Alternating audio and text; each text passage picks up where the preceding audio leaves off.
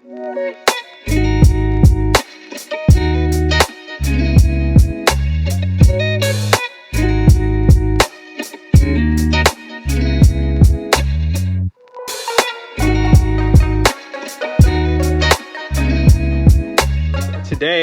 we are finally going to be lowering the Type R. I'm super excited for this.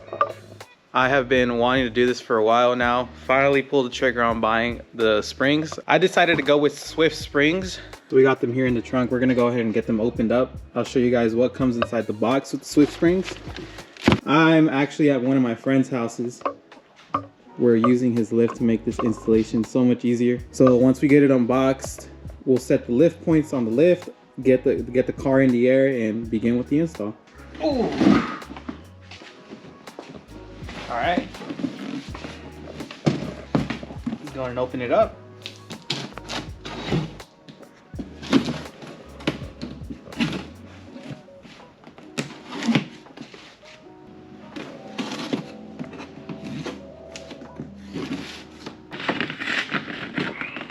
Oh my God.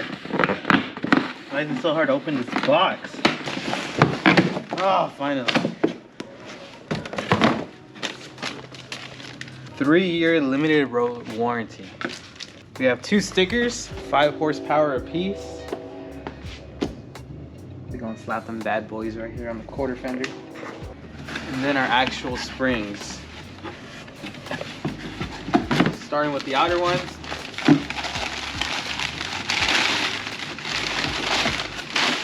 So if you look right here, we have Civic Type R 2017 Plus FL, which stands for front left. So that's gonna be our front left spring. My guess is this is gonna be the front right. Yep, so if you guys look right there, FR, which is front right. And then these are gonna be our rear springs. So there's just an R for rear because both of these rear springs are the same.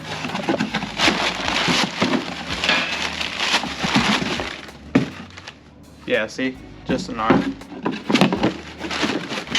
The rear ones, it doesn't matter what side you put them on. The front ones are labeled, so make sure not to get those switched up when you're mounting up the front springs on the car. Something I wanted to do just for my personal curiosity, I'm gonna measure how the car is sitting right now with the stock height, and then we're gonna remeasure it after we put the lowering springs on it. So from the top of the tire to the fender, we got 2 1/4. That's what it looks like. So we got 2 1/4 on the rears.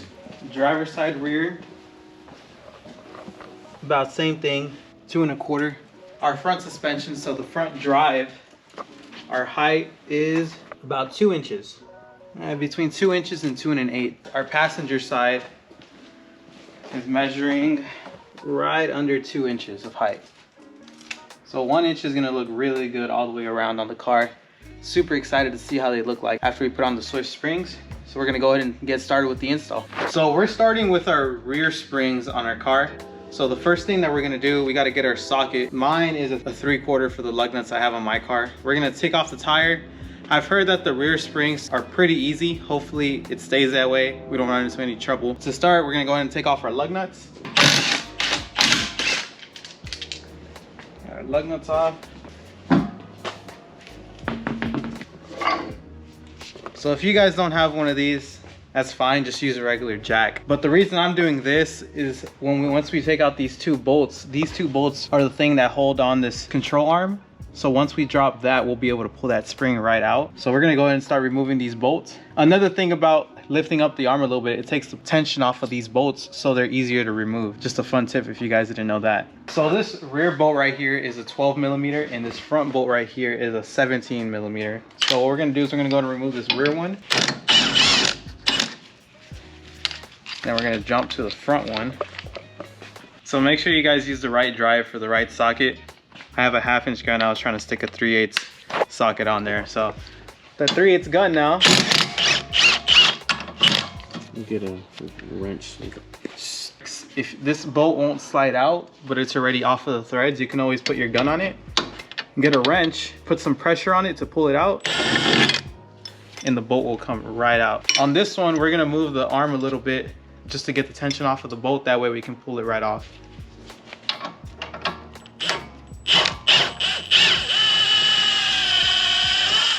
We got that front bolt out. Now, once we lower this jack arm, the spring should be able to come right out. What we're gonna do is we're gonna lower the jack arm. Pry the arm a little bit. Just like that, guys, the arm should come right down. You can pop out the spring right here. If you see, there's these two nipples. So with a little bit of wiggling, they'll pop right out of there. Let's go ahead and compare it to the new one that's going on the car. So this is the comparison between the old spring and the new spring. Super excited to be getting this on the car now. So in order to pull out these, what are these, bumpers? Stoppers? In order to pull out these rubber pieces off of these old springs, it's really simple. You can see it looped in right there. So all you got to do is twist it until it comes off the end.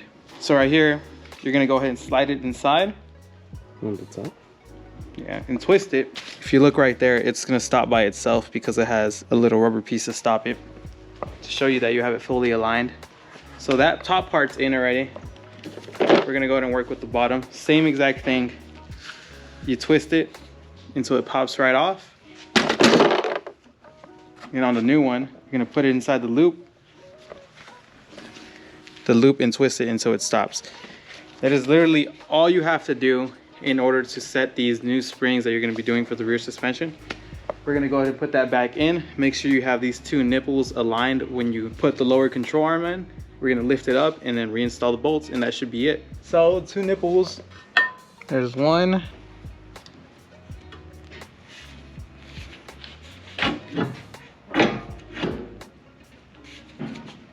So once we have these nipples in at the bottom, we have it lined up top. We got the jack reset. We're gonna lift it up.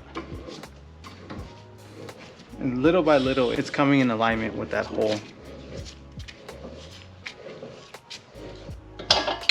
So look on the back side of it. You can see that it's not fully aligned right now. So if you see it getting into alignment. Right there. You're right on the threads. Perfect alignment. We gotta get this sway bar aligned. We're gonna go ahead and torque this lower control arm bolt to 55 foot-pounds.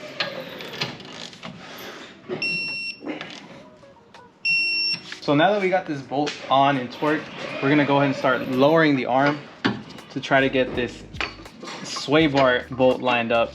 A cool tip for you guys: if you guys are having issues aligning this sway bar hole because it's not high enough, you could come to the other side and lift up the jack, and then it's gonna start lifting up the sway bar on the side you're trying to put the bolts on. So if you guys look right there, it's almost perfectly aligned now because we lifted up the driver's side control arm. Just a little tip for you guys, help you guys out with your installation.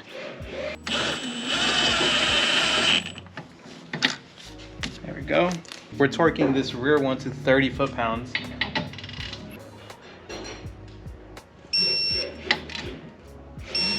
There we go. And just like that, guys, that's how easy it is to install your rear Swift lowering springs. Okay, good, cut. All right, guys, now we're gonna perform the same procedure on the driver's side. We had the idea of what if we didn't have to take off the wheel to drop the arm. So like we're using a lift, that's the advantage points of it. I was gonna say, let's see if you can change it in less than 5 minutes, but it'll take you 5 minutes just to find the tools.